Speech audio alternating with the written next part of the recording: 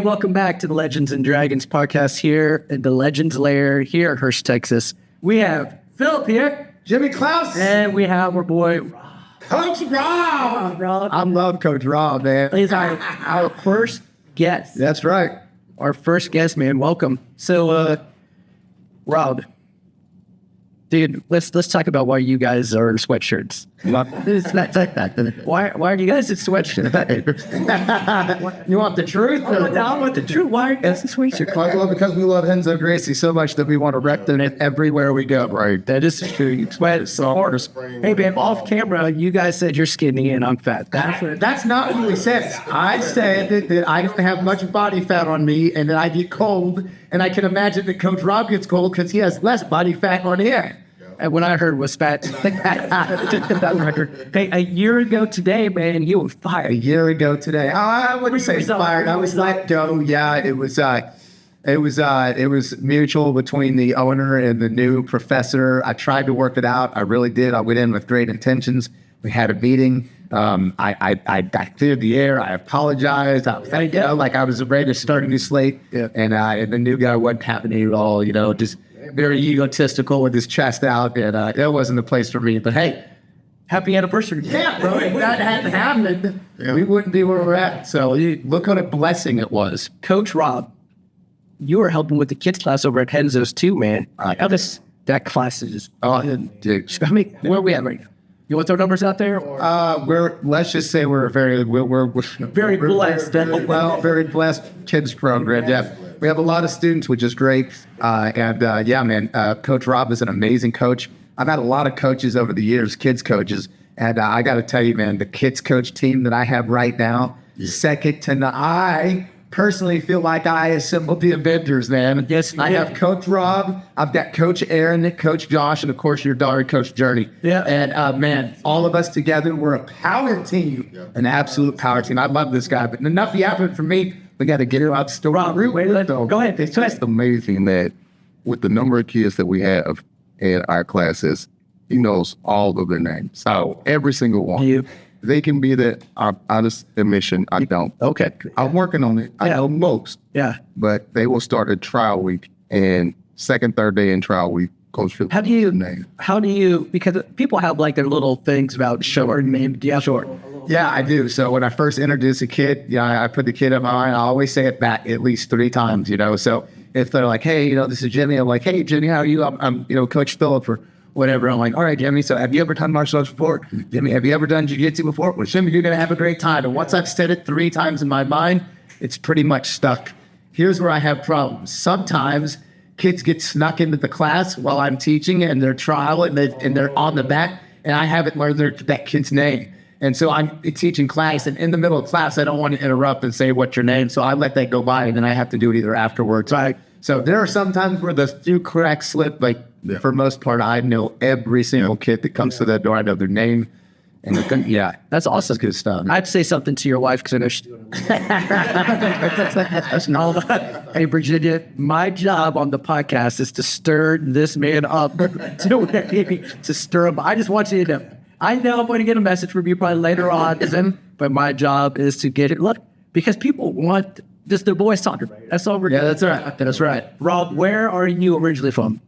I am from the Midwest, born and raised St. Louis, Missouri. Yeah, we got some long winters. Long winters for the park. I think we're 3 hours from Chicago, 2 hours, 2.5 from Kansas City. So we're right in the middle. So yeah, born and raised St. Louis, Missouri my whole life. And then about 2015 is when the wife and I said, man, let's move to Texas. And then we had to break it down even further. Say, okay, do we want to go to Dallas area or Houston? And I didn't realize they were that far apart. What are they, like 5 hours apart? And I went for 5 hours. She's like, well, let's just move to. She's like, okay, well, which part? So we did that, packed up. At the time, it was just me and her. Okay. Not 2 dogs. And now it's me, her, and 3 kids. And so it's like 1 dog. All right. So what made you guys just think about Texas though? Like of all the states, they're like, let's go to Texas. Yeah, we wanted a warmer climate. Like I said, living in the Midwest, me personally, I got tired of the long winters. She did too. And we were there for, gosh, when you raise there your whole life, you're like, okay, I don't want from November to, I guess, end of April for a long weather, cold season all the time. So you're just like, okay, let's just go somewhere warmer. So we say Texas. Okay. They want to do California. It's more expensive. Yeah. Without a doubt. Yeah, we love it. We love it. It was like 2015, August of 2015. So that's almost 10 years in Texas. Almost all of this. How old's your oldest? Oldest is 8 years old. Carter's 8, and the middle baby girl Charlie, she is 4 years old, and then Chase is a year and a half. All your babies are Texans. All over Texas. Attorney talent in Texas. Yeah, like what I didn't tell you is when we first moved in, we moved to South Fort Worth. So we moved South Fort Worth. You didn't go to Houston first. You went to Fort Worth first. Yeah, what do they call it? Cowtown or yes, sir. Panther City. Panther City. Now do you know why it's called Panther City? A lot of people don't understand this. So back in the old days, like 200 or 300 years ago, Fort Worth, the city of Fort Worth was overran by Panthers. Overran. And to this day, people don't believe me. I've seen one personally when I used to mountain bike in the trails. When you're out mountain biking some of these trails, you'll see a wild panther every once in a while. In the Fort Worth Police Department, on the top of their badge, there's a panther on top of their badge. We used to be thousands of panthers used to overrun the city of Fort Worth. That's why it's called Panther City. Isn't that crazy? That is a little history for you. That's a big history. Yeah. I should see. Normally, I put my phone on Do Not Disturb, but now we're in the middle of record, so you guys are going to get the. Yeah, that's all right. And when did you start your jiu-jitsu journey? Man. Did you start in nothing? And a half years ago. No, I did not start jiu-jitsu in St. Louis. What made you think about doing jiu-jitsu, though? Man, okay, so my brother at the time was training for, I guess, about a year, white belt. Yeah. And it was during our high school reunion, so it was in St. Louis. So we flew in, me and him shared a room. And he said, hey, I just want to try to see if you can get out of my mount. I didn't even know what mount was. So he was telling me, hey, I'm training, I'm doing combatives. All that stuff is foreign to me, right? So I'm like, man, I don't know what this stuff is. I know at the time I was much stronger than I am now. I was about 10 pounds heavier. Yeah. I'm in the gym. I could do 225 easy, like 10 reps, like nothing. I'm like, I'm a small little brother. Right. A minute younger than I am. Nice. But I'm still a big brother. Yeah. So he proceeds to say, just try and get it out of. I felt like a 2-year-old. Yeah, and he said, that was just a basic mount and you couldn't escape that. He said, that's not even a percentage of jiu-jitsu. He said, I felt like a helpless child. And at the time I was taking Carter to another school and he was maybe 6 months in or something. Yeah. And he said, you should go. Don't just take him, but you need to jump on the mats too. And he said, that's jiu-jitsu. It's controlling your partner and they feel helpless. Okay. And I was like, wow. I was panicking. He put all types of chest pressure. And I was like, oh my God. Yeah. Nothing to do with muscle or anything. I was like, you can be the biggest, strongest. As Coach Phillip always says, it's leverage. Yeah, that's right. So you come back from Missouri and you go, I need to find a school. I need to find a school. Yeah. And at the time we were at a school in Fort Worth and it was a smaller school. Yeah. And I think that school ended up ending. And then, I met Justin and Bella. Okay. And Justin was teaching the kids. Yeah. And they're like, okay. I was like, man, this guy's good. At the time, I think he was like purple belt. Yeah. And I said, man, this guy is like amazing, man. He just beat me up left and right. We had a strong connection. And I said, man, and I met him, and I met Bella, and we just really instantly clicked. Yeah. Became real strong. And then we ended up going to Mississippi. Yes. Shortly after, they told me about three times, man, this is a guy, Greg, he's got these open mats on Sundays. Okay. And I kept putting it off, right? I was like, I'm busy, this, that, and the other. And I was like, okay. So I finally was able to come on one Sunday afternoon. And man, I tell you, the instant connection. He told me to come back the next day. And I was like, yeah, but I didn't know about drop-ins at the time. Right. No, just keep showing me. Yeah, just keep showing, come tomorrow.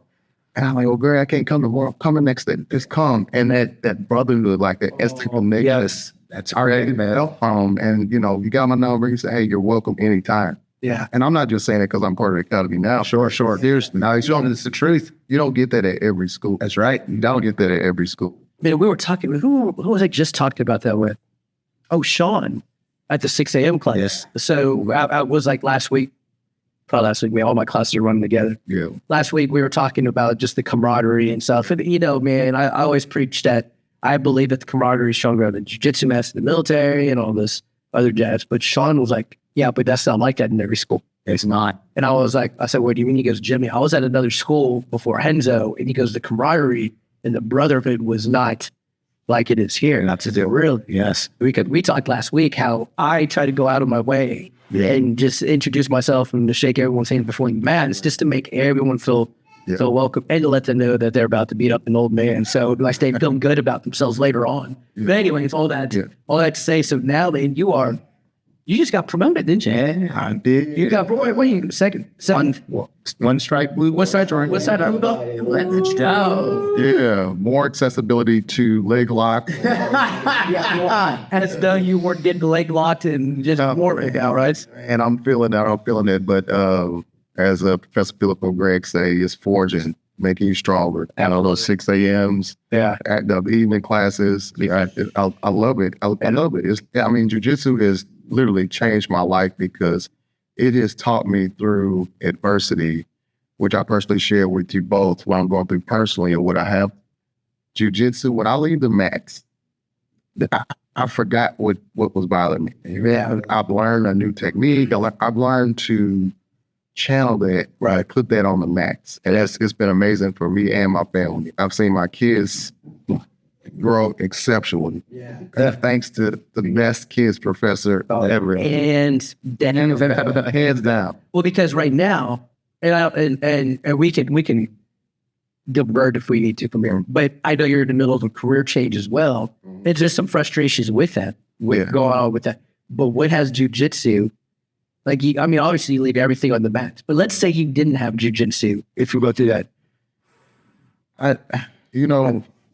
Jiu-jitsu has taught me mental toughness, resilience, being able to focus while, things personally are changing and decisions need to be made and tons of other things, but being able to still focus, coach children, because I'm coaching the children. Right. And it's tough, but jiu-jitsu has really shaped my character in an amazing way. Come on, you might as well be on the podcast. Come on. That's funny. He's out. He's like, I want to. They're still working on personal space. It's all good. Chase is good. Sorry. Now, I found something out, and maybe I didn't know this, man. You have an MBA? I do. Oh my goodness. Rob, my smartest guy. Smart old people. Smart old people. That's amazing. Midwest William Woods University. That's amazing, really. That's awesome. Yeah, near Jefferson City, Missouri. Very cool. Like West Jefferson City, Missouri. But I was one of those. I went to a undergraduate school there, and it was open enrollment. Yeah. Wasn't the smartest. Open enrollment school grades weren't the best. I didn't get any scholarships. So I was one of those that, I said, I'm going to push myself. Yeah. And do something, man. I didn't have a real solid plan. I said, well, let me just go and get my undergrad. Graduated in 2006. Okay. And then took a year off. And what prompted me to go back and get my master's was I was talking to somebody. And it was casual conversation, but it lit a fire. She was like, oh, well, you want to go back? Oh, because I took a year off. I was like, okay. All right. So that lit a fire. I served all the admissions office, didn't have a plan. And I said, I need to get enrolled. Yeah. How do I do this? And one step led to another. Yes, sir. It was intimidating because I was amongst these working professionals at the time. I had just graduated the year before. And these people they're doing hour presentation. I'm finals and all this other stuff from undergrad, lack of sleep. So I was intimidated, but I had to adjust. Just like jiu-jitsu, you have to adjust man. So yeah. But you already had that foundation. So Chance, his daughter graduated. He said that she is the first in his family to graduate with a college degree. I think Chance might have associates. I mean, that was very cool. Are you the first in your family with a You know, immediate family, yeah. Okay. My brother did too, so we were mates, and we. Your brother? I went first. Yes. Hearing this brother, yes, I was the first. He's gonna watch. Is your brother still training jiu-jitsu? Yeah. What belt does he now? He was a blue belt, but he demoted himself. What? He did. Okay. He felt, he had switched and right to a school, and he said that he felt that he was not up to. He felt like his belt was given to him. I get it. I get it. That happens. So like it was given to him. Now, when was the last time you seen your brother? Oh man, I feel bad for saying this, but I'm gonna use the excuse that I've been busy. It's been over a year. Okay, so at the we talk all the time. at the next family reunion, this man's got to throw the blue belt on. He's got to throw it down. See which brother's better. Yeah. You should 100%. Oh man! Live streaming. So we just I'm trying to get him to come down here sooner than later. Actually, also in the next couple of months. Okay. To visit or to live? To visit. Yeah, that'd be He's up in Maryland. Okay. This goes, but he knows about Renzo Gracie left and right. Because I tell him all the time. He sees the Facebook. Yeah. Thank you. So that's awesome. Yeah, he loves the So what kind of student were you in high school? man C plus, B, maybe some B's. I was on the sports team, so I guess my grades weren't terrible. I was, Which sport do you play? basketball. Had a decent 3-point shot. Okay, so it's Didn't have enough. Didn't have a handle. So your son, I know talent is amazing. I wasn't half as good as he was on that. And then I ran track and field. I ran 800. Okay. Yeah, bro. Yeah. So I got some middle distance. Yeah. But not like that sprinters spray speed. I'm not that good. You know what that fast. You know what my GPA was going into my senior year? What? Okay. 3, 2, 2, 5. Okay. What do you think? 3, 1.9. Ooh, 1.9. 1.9 GPA growing to my senior year. I didn't make it my senior year, but I was probably good there with it. Yeah. Why did you make I dropped out, man. My ADHD was so bad, like the teacher, I was a problem to them. Nobody wanted to work with me, and it wasn't that I was dumb. Yeah. It was just that, I get distracted very easy, and I have different learning procedures than other people. And by the time I got my sophomore year, I was like, school is not for You have a GED? Yeah. Okay. Yeah. I know because my dad asked me to go back and did it. So we're and got my GED. That's something. That's nothing. I started at 15 working at the workforce and just, worked my way up. No matter what I did, I always worked my way up in the industry I went into. So One of the things that Coach Phillip always says, and I love, and he says this to the children, is there is no such thing as can't. Can't is a terrible word, and we use discipline every time we hear that. Yeah. And that's what helped me. When again, I wasn't the straight A student. I wasn't even close. And I love that we highlight you get a gold stripe. If it's straight A, you get a gold stripe. So we're pouring into these children. Absolutely. you go and make these kids better. That's right. Students, better humans than we were. That's the whole point. I never got straight A's. Yeah. Every time they get a gold stripe, I tell them you're already doing better this way. And Coach Phillip. Well, I had to whip out my what's the word I'm looking for? Transcripts to Journey and Talent, because they were talking like, listen, I said, I may have had a 1.9 GPS. Right. I said, but here's my master's degree. Yeah. And I said, here it is. You know why? Because I didn't quit. That's right. That's right. And you'll notice too, because Valdez teaches same thing, like, don't say can't. Yeah, that's right. I always say, I'm unable to at this time. I'm working to, like, can my body do? No, my body can't. However, I always say, well, I'm unable at this. I'm working towards it, because it's a mindset. It is a mindset. That's all it is. If you say can't before you even try it, then it's already done. It's already made up. You already determined that you can't do it. Right. That I always tell people, I said, stop assigning a difficulty level to something that you haven't started yet. That's right. Like, oh, I don't want to do jiu-jitsu because it's hard. Have you tried it? No. Yep. That's right. I don't want to go to college because it's hard. Have you tried? No. Yeah. Why are you so? I want to get out of debt. Have you tried? No. It's like, come on, man. I want to start investing in saving, but it looks so hard. Have you tried? Yeah. Like, stop saying difficult. Just like we talked about last week, choose your heart. Everything's hard. Choose what hard you want. I mean, what will life do with the man or woman that won't quit? That's right. Yeah. And it's like I shared with you the other week, right? if you guys are just listening, what I told Rob was, I said, I want you to draw a line from this side of the mat to this side of the mat. I said, just imagine a line. I said, and just put a dot right there in the middle. Boom. I'm like, that's the stuff that you're going through now. That's just the difficulty you're going through now. And your whole timeline of life, this is just a little, just a little, that's all it is. So you'll get through it, man. Everybody goes through seasons and storms. That's right. And that's what makes you appreciate, but at least for me, for sure, the jiu-jitsu journey. And it may sound a little weird, and you've been doing this for, gosh, a long time, but I look at every belt and I'm only blue, but I even look at like, man, I remember where I was in my life when I had the white.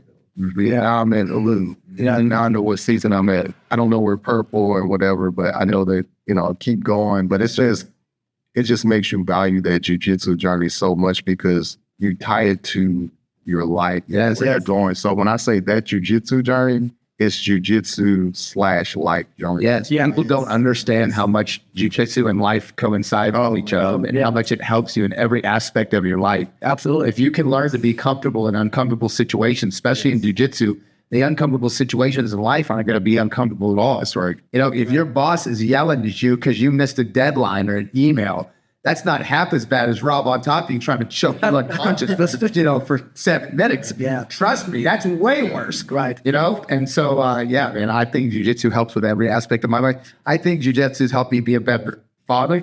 I think a better husband to my wife, a better role model and coach to kids. Jiu-jitsu's helped me in so much aspect of my life. I got sober because of jiu-jitsu. Okay. My first when I first got into jiu-jitsu, I was an absolute drunk, dude, just a wasting piece of garbage. Yeah, dude. So, I know a little bit of the story. So you were drinking and you did other arts, right? Yeah. So what had happened was, long story short, I don't want to turn this into a pity party. My father, who was my best friend, he got really sick and he passed away when I was 26. Yeah. And I had to be the strong person in the family. I wanted to be supportive for my mother, but I was hurting inside. Like, I was really hurting. He was my best friend in the entire world. My dad and I were like this. And for him to leave so unexpectedly, and I just felt like I had nobody to turn to. And so I just started turning to alcohol, and I would just drink and drink and drink, just try to drink the pain away. Yeah. And it got bad, and it almost cost me my life. But jiu-jitsu helped me get sober. And just because, I had friends in jiu-jitsu. One, because it's hard to do jiu-jitsu when you're a drunk. You're not going to get promoted that fast. It's not going to go well. And number two, when you're abusing substances, whether it be drugs or alcohol, there comes a point in your life where you're literally hitting rock bottom, and you have to make a decision. You're either going to keep on the road you're on, to the trajectory you're on, or you're going to stop and make changes. And if I kept going on that road, bro, I was going to die. There was I was drinking over a gallon of rum a day. Let me say that again. A gallon of rum a day was no problem, bro. I used to keep a little bottom, the little 750 milliliter bottle. I call that little. I used to keep that in the console of my truck. Wow. So when I take a break or go lunch at work, I could take some swigs. Yeah. Bro, it was nonstop drinking. And and so basically I had a bunch of my friends, and this is what I love about jiu-jitsu and the brotherhood, the community. I had a bunch of my martial arts friends that got me together, and they basically said, look, man, if you don't stop this, you're going to die. They gave me basically like an intervention. And so I was at a friend's house. I stayed there for 2 weeks. His wife was a nurse. He worked for a police department at the time. And I stayed with them, and his wife monitored me. I went cold turkey. I detoxed at their house, the whole 9 there. And that we did. I haven't touched a drop of alcohol. So that's all I'm talking about. That's good. Yeah, dude. And that was October of 2008. Okay. Yeah. Yeah, making 17, going on 17. Going on 17 years will be my 17th year. It's just amazing. Crazy. And I never looked back. Nothing. Now, I will tell you, this is a little short story off topic. And this is why I know I can never, ever, ever have a drink alcohol again. Even at my wedding, when I toasted my wife, I used water. Okay. Now, 1 year after my wedding, I took my wife out for our 1-year anniversary. Yeah. We went to Trulux in South Lake. Okay. Right. And I said this on the podcast before. I've been on here a few times. And there was the fancy restaurant, Trulux, right? So we're waiting for a table. And so we go to the bar. My wife drinks, not heavily, just occasionally. And I have no problem with that.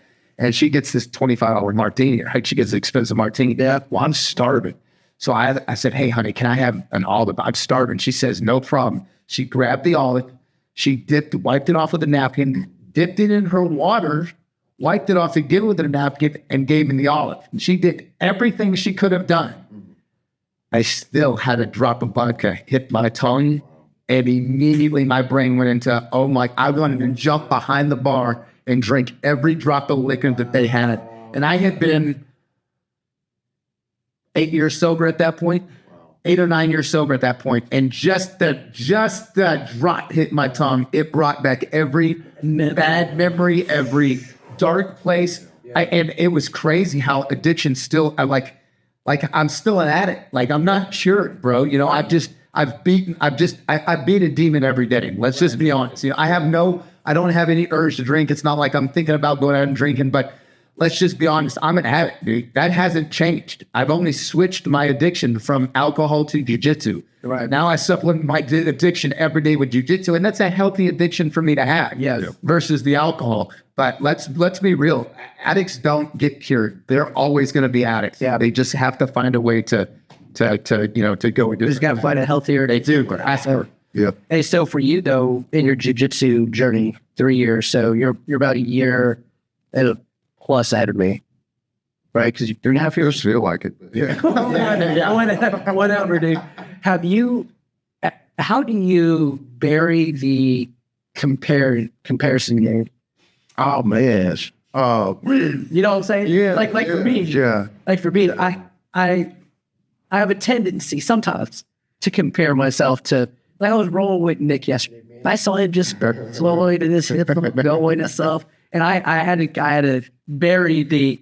I hate your face right now. It's so smooth. But how do you bury it then? Yeah, you know, I look at just my lifestyle. You know, I'm not gonna say how old I am, but y'all probably know old enough. But you know, I got 3 kids. I'm not, you know, able to do competitions and all of that. My schedule just doesn't allow that. So anytime I'm rolling with somebody who's more advanced, whether it's belt or even if they're blue, but they're competition blue, I just look at it as always making me better. So I bury that because each role, each training is making me better. Right. And if I'm the best one in the room, you're in the wrong. I'm in the wrong list, right? It's like they say, if you're the smartest at the table, you're at the wrong table. Right. So I'm always learning from somebody, even if it's a no strike white. That's right. How does my defense get better? Yeah. On a, as we call them, spazzy, but just, you know, person who moves a lot, white belt. That's right. Who's just really, really, how do I help them? Yeah. Because that's helping me. You know, how do I become a better training partner? So that helps me. That helps me bury that, you know, Harrison type, because it's lifestyle. Everybody has a different lifestyle. Everybody's in a different seat. That's right. The thing is, Jimmy, that never goes away. It happens to everybody at all belt levels, man. Yeah. Everybody. I've been doing this so long, and it just happens. And the problem is that we always say, don't compare. Comparison is the thief of all joy. Right, yeah. But it's hard because you're sitting there, you want to know your own progress. Jiu-jitsu takes the longest to get promoted in. Yeah. Any other martial art, you could go and get a black belt in 2 to 3 years minimum, no problem. Jiu-jitsu, it's going to take you 10 years. You got to take a lot of lumps to get your black belt. Right. And so people want to know where they're at. And it's hard when you have a buddy sitting over there that is the same rank you are or lower, and maybe they got you that night, or maybe they're doing something that you can't do. And it's just like, but what you don't understand is like everybody's different. Right. Your body's different from his body. His body's different from my body. You know, we all have different injuries and ailments and age and flexibility. And so that's why I tell people, I know it's hard because I know it's going to happen, but try not to compare yourself to anybody else in the gym. It's tough. It's tough. When I say not happening, I'd say that's what helps me is to realize saying, hey, you know, you have to put it in perspective. You know, maybe they train 4 or 5 times a week. I'm 2 or 3 times a week. Right. You know, so it's all different. Exactly. Well, what I love about our school, though, is that I haven't run across it yet. I don't know if you run across it, but yesterday I rolled with Hammer. Oh, man. So I texted you yesterday, well, we were working on a sweep on Sunday, so you know, I had his just had one that did. But yesterday I caught him in the handcuffs. I handcuffed him, and I with my gi. I mean, this I said you had done with me. And so I had him there, and I kept trying to straighten an arm bar, but I couldn't. But what I love about our school is that even though Hammer is a is a purple belt. But I forget what degree purple belt it's. Like at the end, he was like, show me that. It doesn't matter that I'm a white belt. That's right.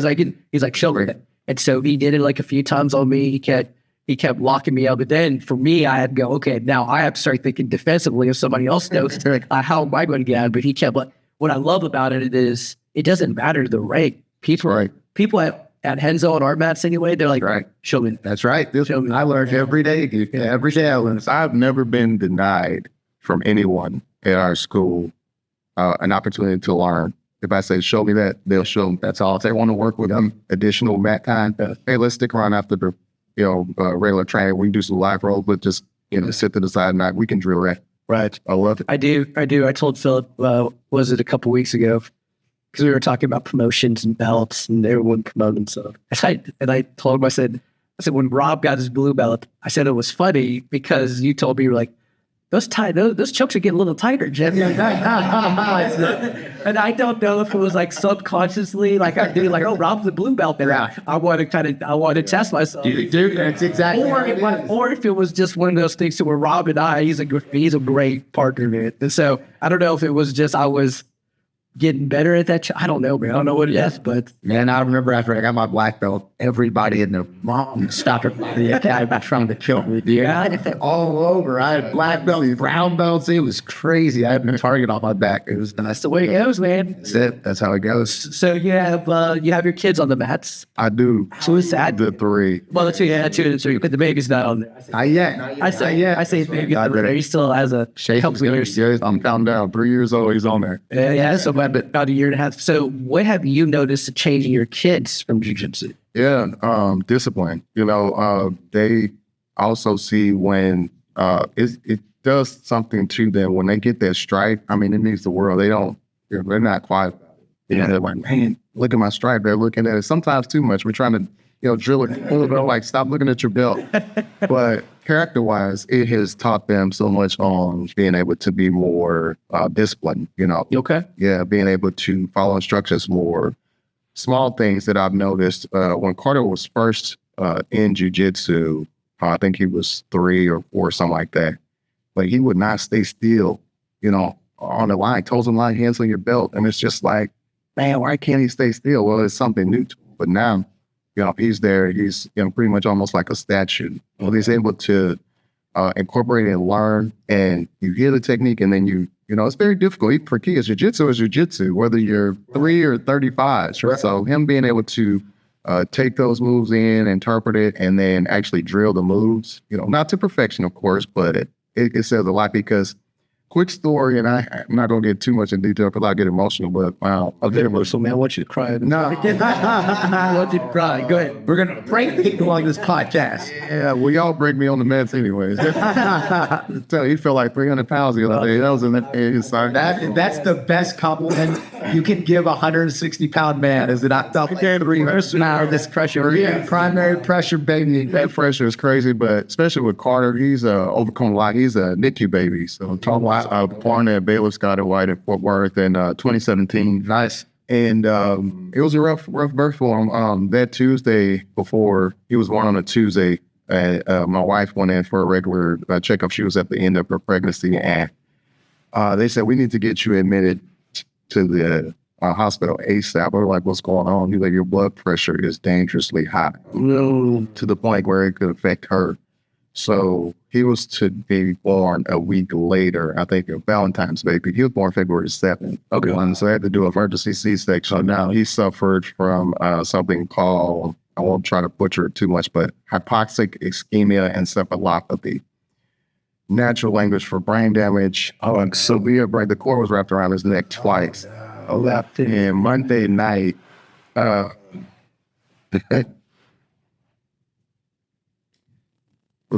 they can talk. Yeah. That Monday night, my wife said, hey, I don't feel good. I said, are you major? She's like, no, just feel a little discomfort, but, doctor's appointment schedule. The next day we'll just go. And that's what prompted us to go to the hospital. Okay. After they saw this. So yeah. After a team of 8 people or so, from the chaplain to two neonatologists, two neurologists.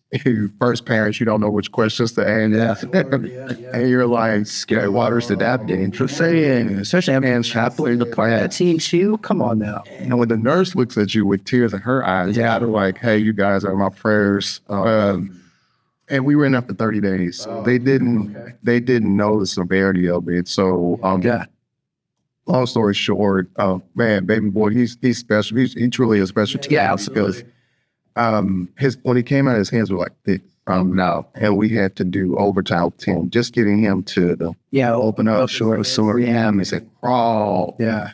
So he doesn't really understand as fast as other children, but we got him to where he is today. Okay. Because of that hard work. Yeah, and really, let me tell you something. Carter is an exceptional young man, amazing student. I love to have him on the mats. Very honored you've done that. You and your wife have done a fantastic job. I still feel the mess. look at me work. I thought, we're going to flip it here in just a second. Anyway, what's the way we go? We go up and down. But I say that to say where he's at now. I mean, thank you so much for Brandon, Coach Phil. Just amazing being able to push him. Him doing his upcoming third Jiu-Jitsu World League, just to have him there, hey, you either win or you learn. Just him being on the mats at that level. Very true. Yeah, and I'm so proud of him. He goes out there and he puts his heart out on the mats, and he doesn't complain. Yeah. He comes back, and I tell you what, his most favorite thing, and I love this, we try to do this every time, is pizza after Jiu-Jitsu World League. We go to Perry's and over by Grandscape or whatever, in Frisco. And man, dude, he loves it. We get pizza. He sits down with the coaches. We all have a good time. It's off. Well, I'm going to try to make you cry again. I just want you to know that, dude, you're a great dad. Yes, I'm proud. Absolutely proud of the husband you are. Yes, sir. You are to us, and then I appreciate that you are. Let me tell you something, brother. I've been teaching kids for 15 years now, jiu-jitsu. Yeah. I have come through a lot of parents. Some that should have never had children, and some that should have children. I'm going to tell you something, brother. You are a phenomenal father. You and your wife are phenomenal parents. Trust me, dude. Your kids are very well behaved, very well mannered. They're new kids. I'm telling you, man. Listen, I see it all. I see every spectrum, And I've been around it all, and there's some parents that just don't care. Yeah, and you and your wife care immensely, and it makes a huge difference. Because I've seen how jiu-jitsu is first, because my kids were in it first, or Carter was, but I've seen how it has impacted his life confidence, discipline, having courage. And so then I joined, and then I was afforded the opportunity to be a coach. It has changed our lives. So, also, we don't stay close to the academy, 45 minutes out, and people draw up and say, but on your family, a drive doesn't mean anything. That's what 45 minutes, 40 minutes, that doesn't mean anything to me when I'm going to see my family almost every other day. And I just really mean that. Yeah, no, I told Philip because, Mary wants to look at property like in Argyle or something. And I said, I don't mind driving to that first. Yeah, I have zero problem driving it because you're right, man. Just the family and the brotherhood that we have on the mats. Yep. Is Mama going to jump on the mats? Man, you know what? Come on. I'll tell you. I can see Mama whipping that butt. Right messed up at home. Yeah, because Miriam, I always tell me that Miriam, she doesn't want to get on the mats. So that's okay because I always tell people she has that Mom Kwando. Oh, yeah, bro. I'm not messing with Mama. Yeah. Ball go get on the bats? No, you know what? We talked about it, and she's a stylist, so she's. Oh yeah, she her head. I get it. That's but I have got her at home to. We got the little mats, and we were able to do some drills. She does have her gi, and she does. That's a duck. A white belt with no stripes. If you listen, if you build it, maybe. My wife used to train, man. My wife trained with me for a while. It was awesome. She got up to 4-stripe white belt. She almost got her blue belt. Man, she was at the point, this is when I was teaching classes out of my garage. Okay. And so I get new people, like outside about her, I have them come out to the garage.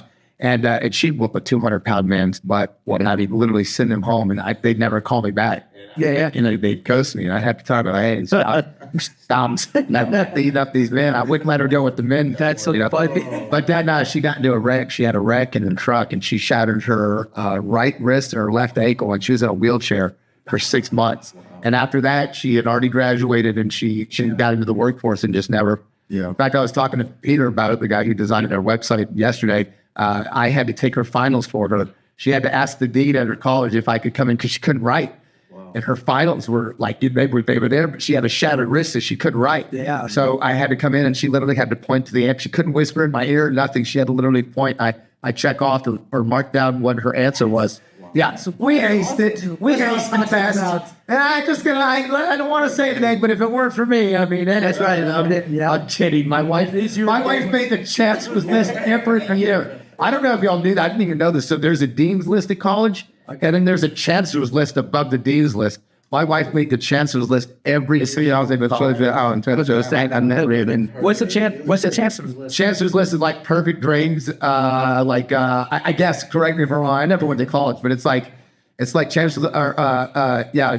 What 4.0? Is it 4.0? Yeah, 4.0. So Dean's list is like Dean's list is 4.0, and chancellor's list is above that, I believe. And my wife graduated with one of the sumo cum laude, whatever. I don't know. She got a ribbon on. They're beautiful. No, dude. But anyway, yeah. So yeah, chancellor's list. It was awesome. She got a woman's scholarship award from TWU. I mean, my wife, Amazing. she did amazing. You're just another example when I tell all men that you just outkicked your company. oh, bro, I tell people all the time. The minute my wife gets her eyes checked at one of those eye check places, come into for $60, it's over. She's gonna leave. She's gonna see how ugly I am, and she's gonna run for the. I get on it because I tell Miriam this. Okay, so you guys can use this if you want. I know you guys are listening. I always tell Miriam, I say, I can't trust your judgment. He chose me. I can't. That's exactly right. I'm gonna use that. That's right. Marriage is amazing. So where did you meet your wife though? We were in St. Louis, and it was at a skating rink. Right. Let's go. I ain't gonna lie, man. I walked in, and she walked up to me. I'm joking. No, I just conversation. Hey, how are you? This, that, and the other. And then it was an adult skate night on like Tuesday or something. Okay. So she started coming more and more. And that's what I need to start coming more. So I was like, man, I seen her again. And then, after that, it was just, hey, it was kind of the whole cliche. You mind if we just exchange numbers? That's some time. I was a little nervous, Of course. I don't know how to, and all this other stuff. So, we started hanging out, talking, and then we, after we exchanged numbers, went on a couple of casual dates with friends, and I love her to death, man. She sacrifices so much for her schedule and stuff. For me, being able to train and to help coach the kids, man, it's amazing. That's what's up. I tell people all the time, and I don't do this to rub it in anybody's face, because I know there's some people in some very bad relationships with men. If you don't have a significant other that truly has your back and supports you 1,000%, you are missing out in life 100%, man. Yeah. Like, I don't know any other way to explain it. A man that has the right woman by his side is unstoppable. Unstoppable. And I wouldn't be the man I am today without my wife, Virginia. And I'm sure that goes the same for you and the same for you. Yeah, 100%. But this is what I had to tell the guys at work, because I lead a team, and I've been on work groups with other larger teams as well. And I always tell the guys, like, I won't stand for any guy bashing your wife. Yeah. Oh, yeah. I won't stand for The action of you, yeah. Because what I tell the guys is like, listen, there are 8 billion people in this world. That's right. And if half of them were female, that's 4 billion ladies in this world. Of the 4 billion, you chose one. That's right. And that one, you better just shut your mouth. You chose that one. Yeah. She chose you as well. So I don't want to hear you ever dogging your wife. Yeah. And there's a difference. Obviously, us as husbands, we carry a different weight, right, into the household. But as a wife, they deal with so much. And, I know for us, when I was traveling a lot, she had to shift a lot of her work schedule. Right. And that's not always easy to do. So, it's just amazing. It's great. Marriage is a beautiful thing. It is. You're on those peaks and valleys. You're there together. That's right. That's right. Yeah. My wife will say, to her, hey, I love you. I just don't like you. I mean, you know what? We don't argue, right? We have intense times of fellowship. That's right. I will be stealing that. You guys having just an intense time of fellowship. The same. Man, let's talk mental health, though, man. Let's flip that script over there, because we talked about some. We didn't say mental health, but from alcohol, from the stuff that you've dealt with, and I've dealt with. Yeah. What do you think the mats provide men? And we'll just talk about men right now, because obviously we got ladies. Men on the mats with mental health. What do you think? What do you think about that? Like, this is what I think about the mats, right? Because you talked about when you get on the mats, you leave, and all that stuff. It's kind of shed off of there. For me, I think that from the mental health aspect, and I've shared with Phil and the guys, my core group, some struggles that I've had, whether it's at work or my schedule or body limitations with kids or, all sorts of stuff, right? I think the mats provide that brotherhood to help with that mental health stuff, right? The intervention. Like, he didn't have martial arts, it wouldn't have been an intervention, right? There was there. You lead it to us on the mats as well, just some of the stuff. Talk about that for a minute. Yeah. I mean, you took the key word out of my mouth. I was going to say brotherhood. As a husband, as a man, I'm able to lean into you all and other guys who got at the academy, and I can text them and say, we're going through some of the same things, or we have been schedules, my kids are in 3 different sports, and it's like, man, I feel you, I'm able to resonate with you. So having that other male perspective and brothers that you can text after you're rolling is immense, because you're able to relate, love my wife and everything. But again, man to man, having that bond, yes, and being able to share that. We're around each other a lot. Yes, yeah. So you develop more than a friendship. You truly do, because we're around each other. We're training so much. Right. Yes. But that helps with your mental health. Absolutely. So much and immensely, because what I find is a lot of guys struggle outside of people who training they're looking for something. They're looking for another guy, a group of guys that are stable, that they can hang with, but they may not say it. So they're longing for their relationship. And, unfortunately, not everybody is ready. We're social beings, that's what I think about it. We're social beings, and so we always have to. And as men, I think as far as men's health, it's like, we don't ever want to show weakness, right? Because we're men, we can't show weakness. But the reality of it is we all need help. That's what I'm saying. And leaning on a brotherhood and leaning on the mats, and for me, the jiu-jitsu mats are everything. Like, if I didn't have jiu-jitsu, or somehow something where if there was an accident, a life-altering accident, and jiu-jitsu was taken away from me, I don't know if I could tell you guys I would be here. You know what I'm saying? Like, that is everything to me. Jiu-jitsu is my sanctuary. It's my mental health space. It's my stress reliever. It's my therapy. It's my drug. It's everything to me. You know what I'm saying? Yep. And so I think that when you have the community and the brotherhood that we have, I think it makes it better, because you're just like you said, I'm not going to bring up all the problems that I have. I'm not going to bring those up to my wife. You know what I'm saying? Like that, these are my problems. We're men. We feel like we should have them handled, and jiu-jitsu is such a great outlet. It's such a great outlet. Yep. Have you ever felt weak when you shared some stuff? I have. Oh, yeah. I'll be honest. Oh, yeah.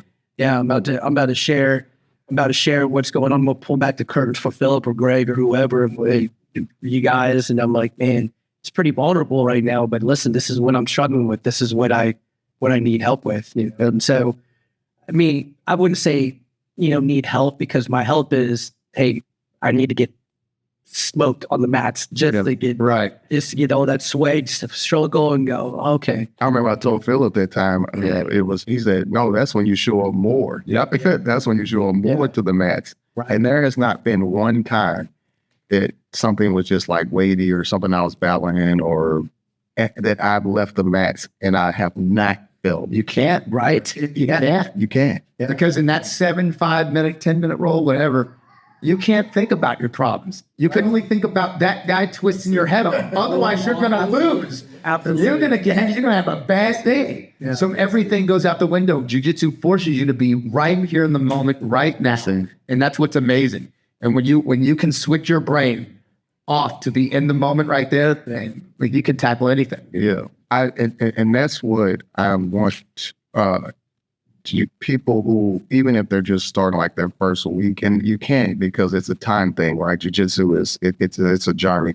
But I want men who are just joining jiu-jitsu to also get that same feeling and understanding that, wow, jiu-jitsu is not just jiu-jitsu. Right. It really is a strong correlation to life. But what's funny is that comes for different people at different times. Like, right. You know, we all have stories how jiu-jitsu literally saved our lives or helped us in some way. And I've got Mike, a brown belt, who is at our school. I love Mike to death. And he's just like, I get where y'all are coming from, but this is just a hobby for me. You know, like, it's totally different for him. You know, he loves jiu-jitsu, but he just does it as a hobby. It didn't save his life. He didn't need jiu-jitsu because his marriage was bad or anything. He just wanted to train and he started training. So he gets where we come from, but he doesn't understand it because he hasn't been there. So it's different for everybody, you know. See, that's why I need Mike on the podcast, because I would love to dive into that. Listen, I would love to dive into it. Let's go, Mike. Because I would almost argue his feelings. Because I would say, really? Because a little bit that he was sharing, you know, with the military, it was like, wait a minute. What about that mindset? What has it taken you? Like, there's something, right? But anyways, I get what you're saying. It's not about Mike. Mike, get on the podcast. Yeah, Mike, get on the podcast. That's right. So my thing though with obviously the mats, man, I encourage any of the guys, if you're looking for a tribe, if you're looking for a core, I of course suggest Renzo's if you're local, because that's obviously my school and I'm very loyal to Renzo Gracie Jiu-Jitsu. But like Sean was saying, there's not a good school. There's some not good schools out there. Yeah, right. You just got to find something that fits. You just got, or just be that change, man. Yeah. Go in. Don't. Here's the signs for a good school. They have a free week trial. Anybody should let you try 7 days for free to see if it's a good fit. If they're saying, oh, it's $20 for 2 weeks or what, run, because all they care about is money. Number 2, look at their kids program. If they've got a big kids program, you know it's a good school. Also look at their women's program. If their women's program is big, you know they have a big school or a good school, because those women feel comfortable enough to train. Especially in jiu-jitsu, it's a more male-enhanced martial art, and we want more women to train. So, and then also make sure that the school is clean. Okay, if the school is dirty and there's mold in the bathrooms and mold in the showers or whatever, you need to run. Do they charge for belt test and strike testing? If that's a factor, run, get out of there, because they only concern themselves with money. And then also the instructor. Are they passionate? Are they enthusiastic? Are they just coming to collect a paycheck? You can see these things when you go to different gyms. So just check them out. And what might be a good fit for us might not be a good fit for you. And what might be a good fit for you might not be a good fit for us. And it's just everybody has different personalities, different, everything. So just find something that works for you. 100%. Hey, did you ever train on the red mats, sir? Oh yeah, they changed. Yeah. Yeah. It's coming up. I think the year's like in 2 or 3 days, dude. That is so wild for me because to me it feels like it was longer. Yeah. Like really, I mean, just of all the changes. Yeah, I felt like, literally a year ago today, I was let go. I felt like I had nowhere to go. I didn't have nothing. You and Chance. Yep. Literally open the doors and say, hey man, we have no class going on. Bring your crew over here. And I did, and it has been absolutely amazing. Just the drive, we coming in this afternoon. Nostalgia brought back. And it wasn't that long ago, but it was just a pivotal moment for all of us. It was. With so much change in such a short span of time. Yeah, I just see the news, you pivot, you adjust, and we made it work. But being on these carpets will forever hold that memory of just that change. Why? And also because I wasn't used to training at 6 a.m., so I met you. Mike and all that. All the warriors. And the carpet burns on the face. I never did those. Yeah. Greg used to spike my forehead in the mat. Just a turtle. But we made it work. And But what does that say though? But brilliant. What does that say about the group? Right? Because it's like a SEAL team. It is. It was a core group. Yeah, and they were all loyal. And that's another thing, man, that I love in jiu-jitsu. And I'm not saying you have to be, don't be loyal to one person. But I mean, if your instructor's a good person and they do you good and they're trying to build you up and they have a good community, that's very rare in jiu-jitsu. I know schools out there that they're not doing well and that have cliques and that drama. Find a gym that has none of that stuff and get situated with it.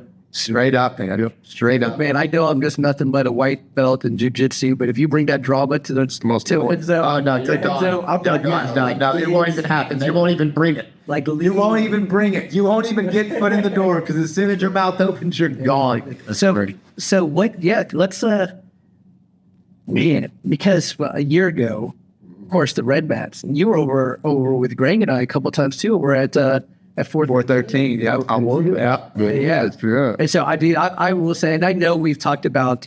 Let's talk about that blind loyalty though, because man, that right there is something I'm passionate about. Because when I followed Greg, when Greg left, I followed Greg. I told Greg, like, dude, if you open school, if whatever you do, and I want to learn how you do.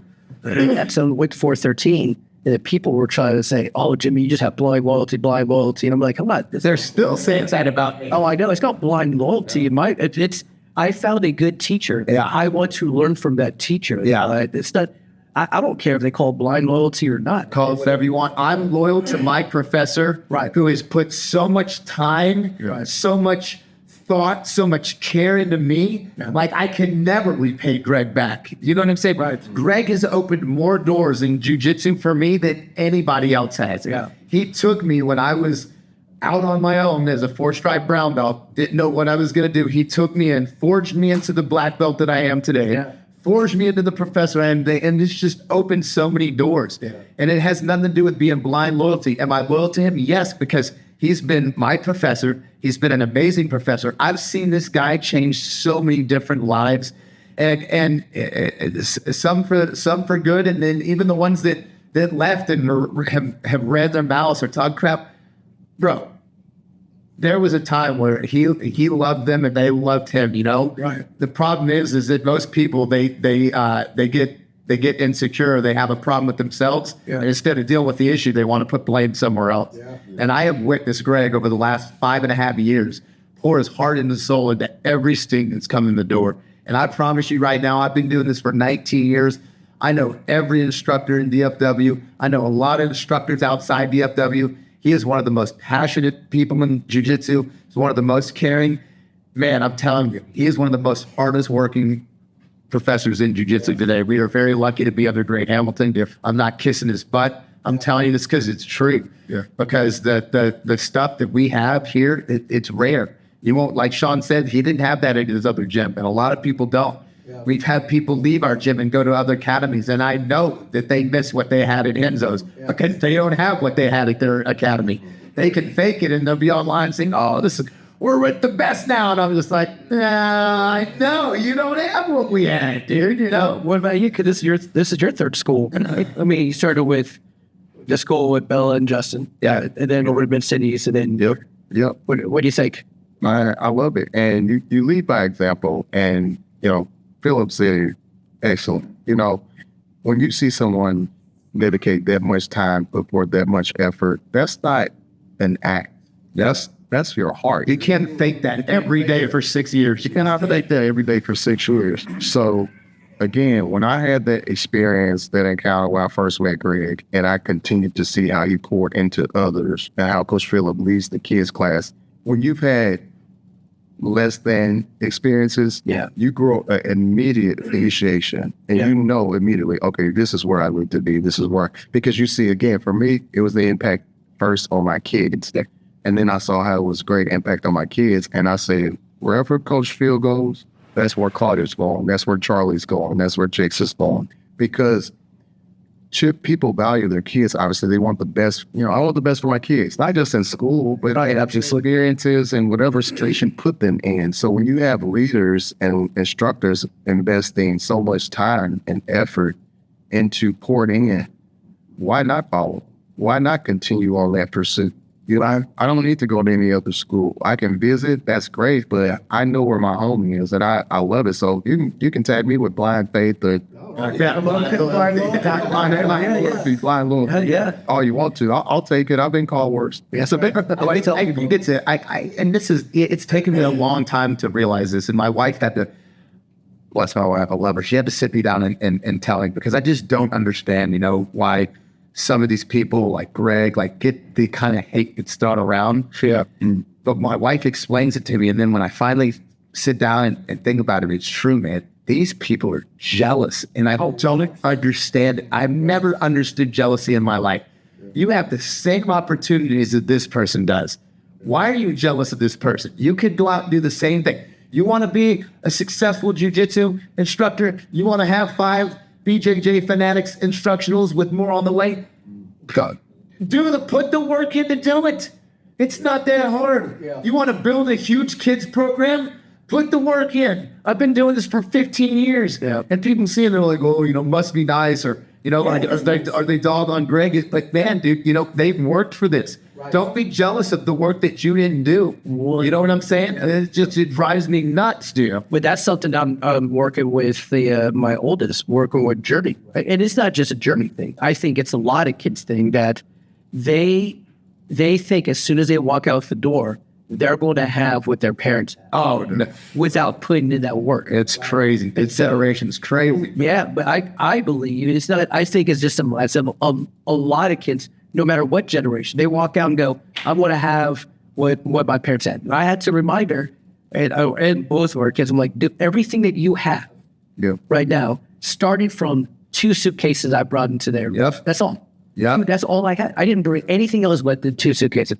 And then I stole, when I tricked Miriam into marrying me, all I did was bring a little U-Haul truck for the household goods. That was it. And that's the problem. It's the iceberg. They see the tip. And it's, oh man, yeah, look at Jamie sitting on top. They don't see all the work you put on underneath it. You haven't read all the chapters of the book. Exactly.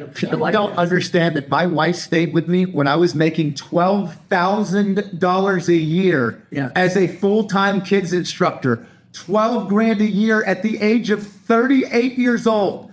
Tell me what woman would stay with a man right now at 38 that his yearly salary was $12,000 a year. Not much, but she did, and I ate the crow. Yeah, I ate it. I did it, and now I've got an amazing salary doing what I love. Yep. And we're building. But dude, 19 years is what it's taken me to build to that spot. Yep. So I can't stand the jealousy part. You can do it too. Just go work your butt off, but don't be jealous of other people's success. That's ridiculous. You're literally pissing on their hard work. Sorry, pardon my language. Yeah. But it's just, we obviously live now in a society where it's that microwave instant gratification. Yeah. It drives me nuts. I'm going to do 19 years. There's 2 less wages and lots. Yeah, I know. But for me, it brings back what you were talking about there, Philip. Man, it's just those peaks and valleys that we were talking about. And your adult mate, your wife was there through thick and thin. Yeah. I was working at the Texas Motor Speedway. Here I am at one point with a master's degree because we had just moved from Missouri, and I didn't have a job transfer. She did. She had it all laid out and booked a couple of salons. It's just like, I'm good to go. You just don't worry about it. I got it. It's like, no, I got to get something. So I didn't realize at the time, the Texas Motor Speedway from where we lived at the time was, God, that's about where I lived, bro. Yeah, it was an hour. And then this is back when they didn't have all of the construction. Yeah. It wasn't the highway. Yeah, it wasn't fast.